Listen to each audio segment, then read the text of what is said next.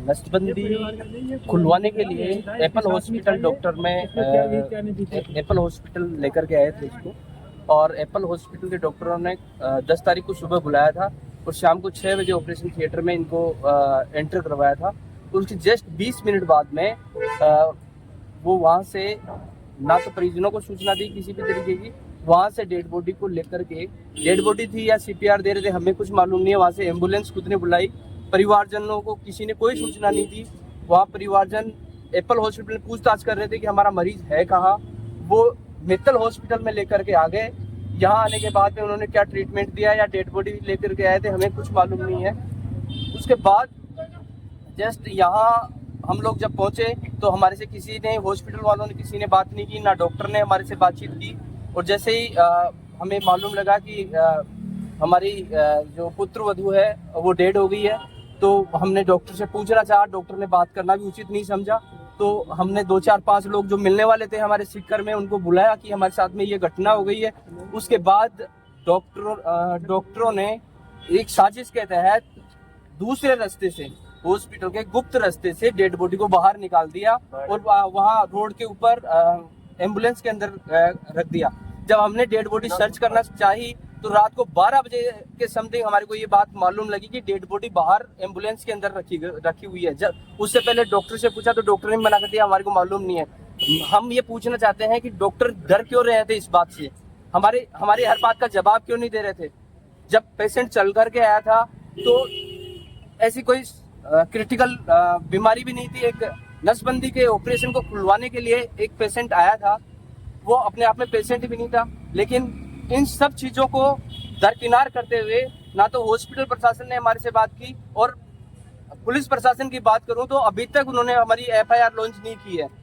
तो हम केवल और केवल न्याय चाहते हैं, किसी भी तरीके से हमारे को न्याय मिले। और जो दंडित, जिन्होंने मर्डर किया, जिन डॉक्टरों ने मर्डर किया है उनके खिलाफ सख्त कार्रवाई हो, हम यही चाहते हैं। इसके अलावा हमारी कोई मांग नहीं। देखिए लागू उम्र तक का मैं तो ससुर लगता हूँ। तो इसमें एप्पल हॉस्पिटल को आप मित्तल हॉस्पिटल को दोषी मान रहे हैं, एप्पल हॉस्पिटल का भी?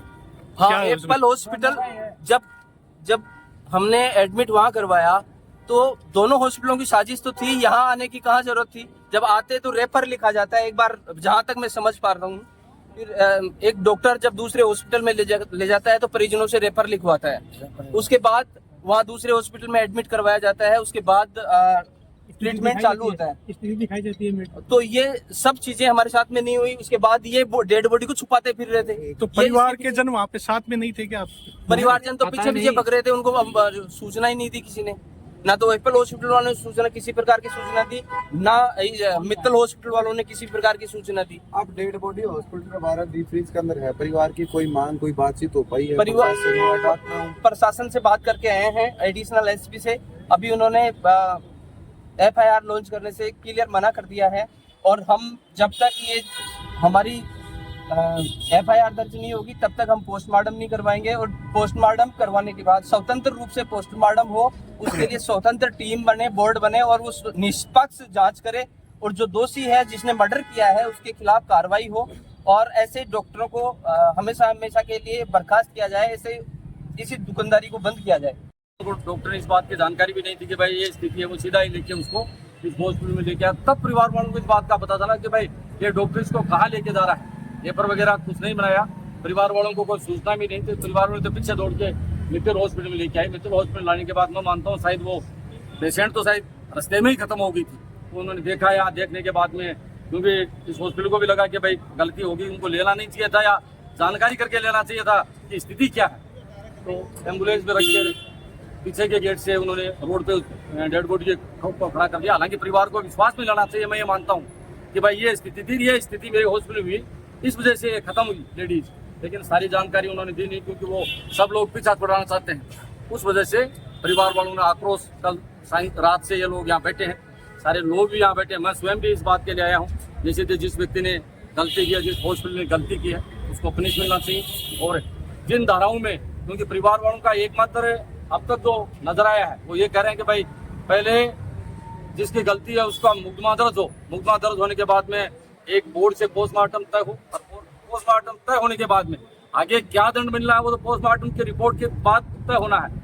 लेकिन ये इनकी जायज बात है कि भाई मुकदमा दर्ज हो और उसके बाद में जिन लोगों ने जैसे जिसके हाथ से जैसे करते हुआ या जिसके कारण से ये आज हमारे बहन हमारे बीच में नहीं है, तो उनको वैसा उनको उस अपराध के अनुसार उनको सजा मिली, यही परिवार वाले चाहते हैं। बाकी इन लोगों का ये भी नहीं है कि किसी धनदौलन की इच्छा है या कोई और चीजों की इनकी इच्छा है।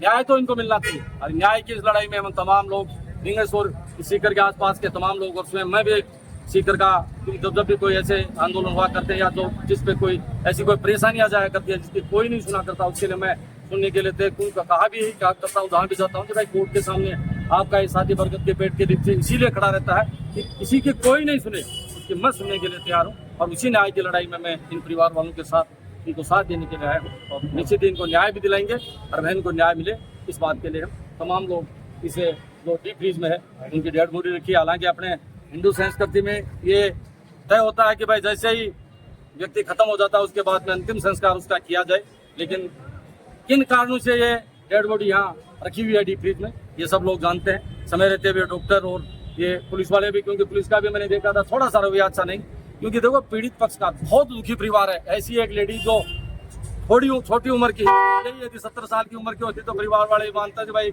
एक समय व्यक्ति का आता है, व्यक्ति चला भी जाता है, लेकिन एक जवान लेडीज का शव रखा हुआ है। उसके बाद में पुलिस थोड़ा इनको धमकाई, ये अच्छा नहीं रहता। मैं पुलिस को भी जरूर कहना चाहूँगा